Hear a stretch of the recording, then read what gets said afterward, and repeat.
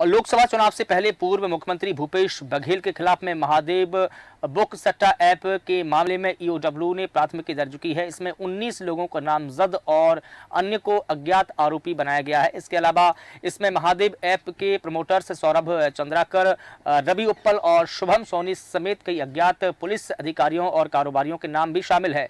इन सभी के खिलाफ में धोखाधड़ी, जालसाजी, आपराधिक साजिश रचने और भ्रष्टाचार अधिनियम की विभिन्न धाराओं के तहत मुकदमा दर्ज किया गया है। यह एफआईआर ईडी के प्रतिवेदन पर 4 मार्च को दर्ज की गई है। इसमें बताया गया है कि महादेव बुक ऐप के प्रमोटर्स द्वारा ऑनलाइन वेटिंग ऐप चलाने वालों के खिलाफ में कार्रवाई रोकने के लिए पुलिस, प्रशासनिक अधिकारी और प्रभावशाली राजनीतिक व्यक्तियों का संरक्षण था और इसी के एवज में उन्होंने प्रोटेक्शन मनी के रूप में बड़ी रकम दी थी और यह प्रोटेक्शन मनी की राशि हवाला ऑपरेटरों के माध्यम से वितरण करने वाले पुलिस अधिकारियों और कर्मचारियों तक पहुंचाई जाती थी, जिससे संबंधित पुलिस प्रशासनिक अधिकारियों के साथ और प्रभावशाली राजनीतिक व्यक्तियों को वितरित होती थी।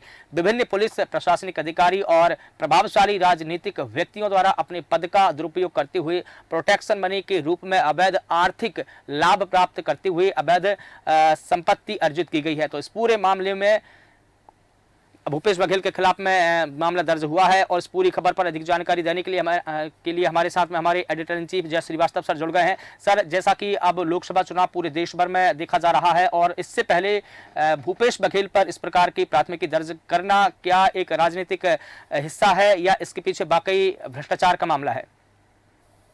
देखिए, सीधे तौर पे ये लगता तो है कि भ्रष्टाचार का मामला है। भले ही आप इसमें आरोप लगाया जा सकता है कि राजनीतिक व्यवस्था के कारण से ये एफआईआर हुई है, लेकिन हकीकत में जब तक कोई एविडेंस नहीं मिल जाए तब तक कोई ईडी भी ऐसे नहीं है कि वो एफआईआर बिना हाथ पैर के कर ले।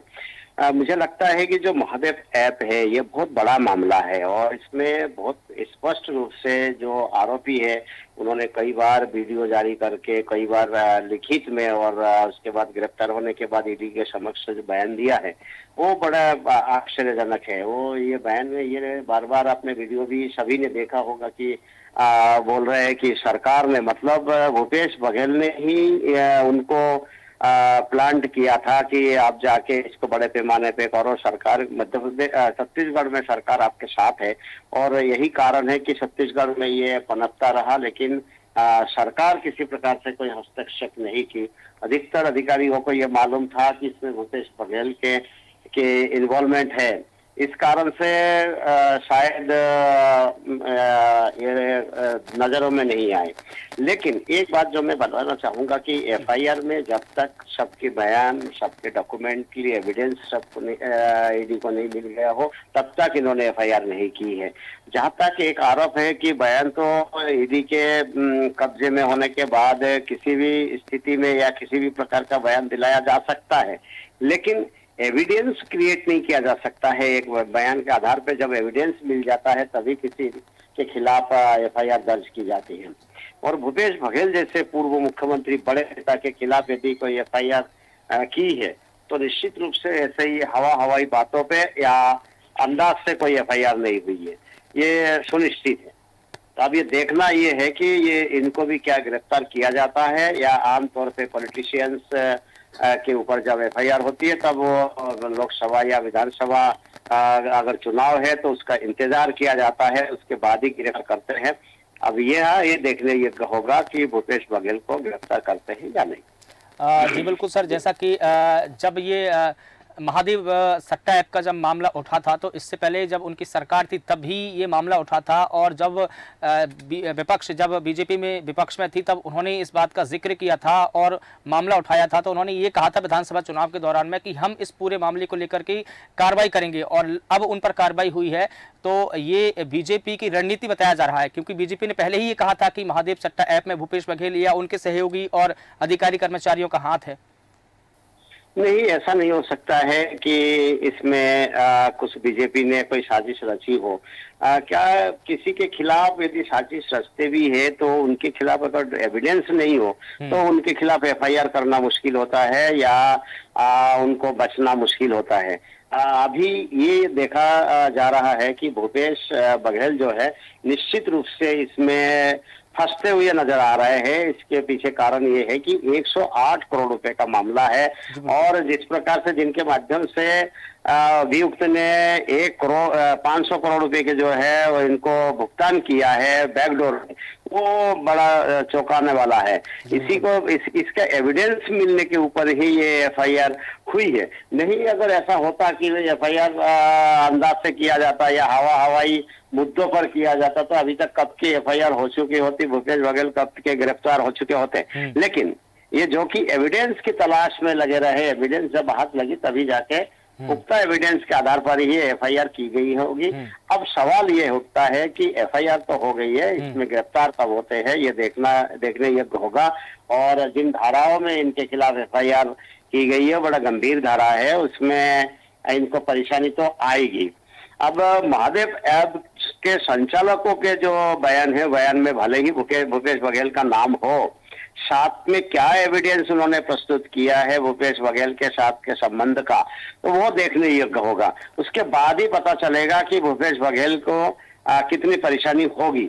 मान के चलिए तमाम एविडेंस उनके पास है, रिकॉर्डिंग वगैरह है या कुछ चीजें इस प्रकार का है कि उससे भूपेश बघेल सीधे लिंक हो रहे, तो फिर भूपेश बघेल को बचना मुश्किल पड़ेगा। वैसे महादेव ऐप के संचालकों को तो अभी मुझे लग नहीं रहा है कि वो जमानत हो पाएगी और निश्चित रूप से अभी वर्षों तक वो जेल में रहने वाले हैं। तो मामला बड़ा है, कोई छोटा नहीं है। अब भूपेश बघेल का नाम आने से ये मामला और हाई प्रोफाइल हो गया है। इस कारण से लोगों की नजर है, भारतीय जनता पार्टी के ऊपर आरोप लगाया जा रहा है कि ये ईडी और सीबीआई अपने हिसाब से इस्तेमाल करती है। लेकिन अगर दस्तावेजी प्रमाण यदि हो तो फिर आरोप प्रत्यारोप लगते रहेंगे। लेकिन मुझे लगता है कि जो कार्रवाई ईडी ने की है तो वो सही की है और आगे इनको सफाई देना चाहिए कि मैं उसमें था नहीं, इनको प्रमाण देना चाहिए कि मैं इन लोगों के साथ में किसी प्रकार इन्वॉल्व नहीं था। ये जवाब देंगे बीजेपी के या मान के चलिए अधिकारियों के दबाव में यदि कोई बयान देते हैं, बयान के साथ दस्तावेज मौजूद नहीं है तो निश्चित रूप से भूपेश बघेल को कुछ नहीं होगा। अगर दस्तावेज मौजूद है या एविडेंस मौजूद है तो भूपेश बघेल को बचना मुश्किल पड़ेगा। हाँ बिल्कुल ठीक है सर। और जब एफआईआर हुई और कल जब इस बात की जानकारी उनको लगी तो उन्होंने बाकायदा कल राजीव भवन में प्रेस कॉन्फ्रेंस भी की और प्रेस कॉन्फ्रेंस में उन्होंने कई बात का जिक्र किया। उन्होंने कहा कि सबसे पहले जब हमारी सरकार थी तभी हमने दुर्ग में सबसे पहली एफआईआर करवाई और इसके बाद में लगातार एक के बाद एक 72 एफआईआर दर्ज करवाई, 450 लोगों की हमने गिरफ्तारी करवाई। तो उन्होंने ये कहा कि जब हम इस मामले में इंक्लूड अगर होते तो हम एफआईआर क्यों करवाते, क्योंकि सबसे पहले तो इस मामले में हमारी ही सरकार ने कार्रवाई की है। नहीं, इसमें ऐसा नहीं है। ईडी ही सबसे पहले जो है एक शादी समारोह से ये सामने आए हैं, जब बड़ी हस्तियां जो है उस शादी में मौजूद रहे और एक छोटा सा जो है जूस की दुकान चलाने वाला जो व्यक्ति है वो यदि सेलिब्रिटीज को बुला के करोड़ों रुपए खर्च कर रहे हैं तो फिर सबके नजरों में आना स्वाभाविक था।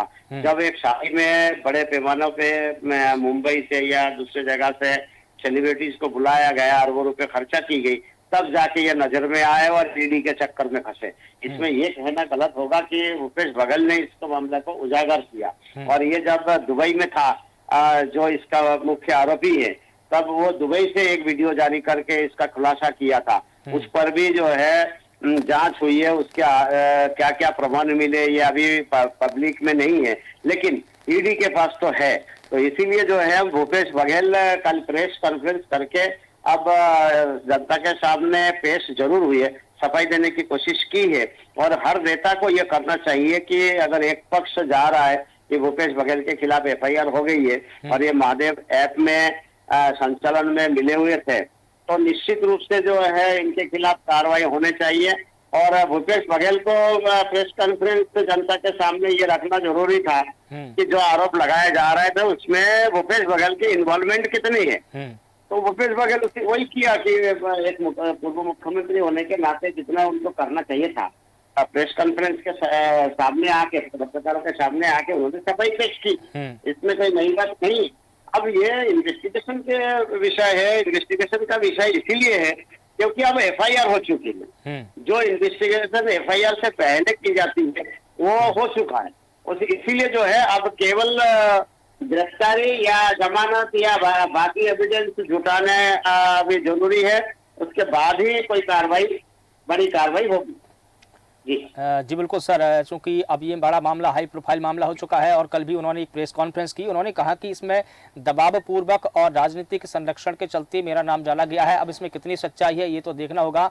क्या ये मान लिया जाए कि अगर इसमें राजनीतिक दबाव की सच्चाई है तो पूरे दस्तावेजों के साथ में अब ईओडब्ल्यू आई है? बिल्कुल हो सकता है, क्योंकि ईओडब्ल्यू और ईडी ये दोनों, ईओडब्ल्यू स्टेट गवर्नमेंट का एक इकाई है और ईडी जो है वो सेंट्रल गवर्नमेंट की इकाई है। इसीलिए ये दोनों की संयुक्त कार्रवाई भी हो सकती है, कोई इसमें बुराई नहीं है। अगर एविडेंस है तो दोनों एजेंसी जांच कर सकती है और संयुक्त रूप से काम कर सकते हैं। ईडी जो है ईओडब्ल्यू से स्थानीय स्तर पे मदद ले सकते हैं। जी बिल्कुल सर, तमाम जानकारी के लिए, तमाम अपडेट्स के लिए आपका बहुत शुक्रिया। तो बता दें कि लोकसभा चुनाव से पहले छत्तीसगढ़ के पूर्व मुख्यमंत्री भूपेश बघेल के खिलाफ में महादेव बुक सट्टा ऐप के मामले में ईओडब्ल्यू ने प्राथमिकी दर्ज की है। इसमें 19 लोगों को नामजद और अन्य को अज्ञात आरोपी बनाया है। इनके अलावा महादेव ऐप के प्रमोटर्स सौरभ चंद्राकर और रवि उप्पल और शुभम सोनी समेत कई अज्ञात और पुलिस अधिकारियों के नाम भी इसमें शामिल है। लेकिन कल ही जब प्रेस इसकी बात सामने आई तो उन्होंने बाकायदा प्रेस कॉन्फ्रेंस की और उन्होंने आरोप लगाए हैं ईओडब्ल्यू के खिलाफ में कि मेरे खिलाफ में जो एफआईआर दर्ज की गई है वो राजनीतिक दबाव के चलते की गई है। और चूंकि अब लोकसभा चुनाव जोरों पर है तो ये विपक्ष के नेताओं को दबाने की एक साजिश है। इसको बीजेपी से भी उन्होंने जोड़ा है। अब इसमें कितनी सच्चाई है और ईओडब्ल्यू ने अब जो एफआईआर दर्ज की है उनके पास में क्या एविडेंस है, इसका इंतजार फिलहाल करना होगा। तो देश न्यूज के खास बुलेटिन में फिलहाल इतना ही। देश और दुनिया की तमाम बड़ी खबरों के लिए आप लगातार बने रहिए देश न्यूज के साथ। नमस्कार।